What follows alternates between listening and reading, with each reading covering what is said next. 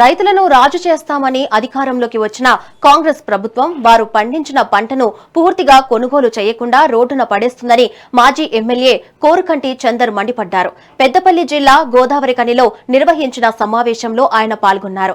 ఈ సందర్భంగా కేంద్రం ఎంత కొనుగోలు చేస్తే రాష్ట్రం అంతే కొంటుందంటూ సీఎం రేవంత్ రెడ్డి ప్రభుత్వం రైతులను ఇబ్బందులకు గురిచేస్తున్నారని ఆరోపించారు. ఎరువుల కోసం యాప్ పెట్టి వేధిస్తున్నారని మండిపడ్డారు.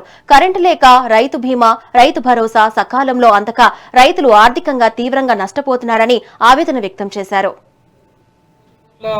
విషయంలో కేబినెట్ నిర్ణయం కేంద్రం ఎంతైతే కొంటదో దాన్ని మాత్రమే కొంటాము, రాష్ట్ర ప్రభుత్వము అదనంగా ఏమీ కొనము అని చెప్పేసి ప్రకటించినటువంటి ఈ యొక్క రేవంత్ రెడ్డి ఈ రైతులను అన్యాయం చేస్తూ మోసం చేస్తూ రైతులను రోడ్డు మీద పడేసేటువంటి ఒక కుట్రను బీఆర్ఎస్ పార్టీ తీవ్రంగా వ్యతిరేకిస్తూ రైతుల పక్షాన జంగు సైరన్ మోగిస్తూ ఉన్నది.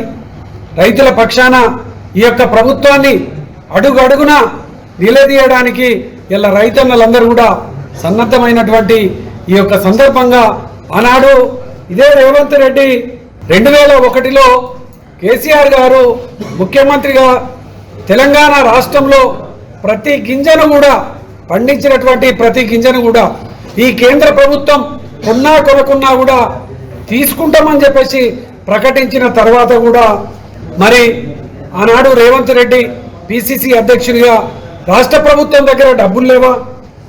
2.5 లక్షల బడ్జెట్ ఉన్నటువంటి ఈ యొక్క ప్రభుత్వానికి రైతుల వడ్లను కొనలేని పరిస్థితిలో ఉన్నదా?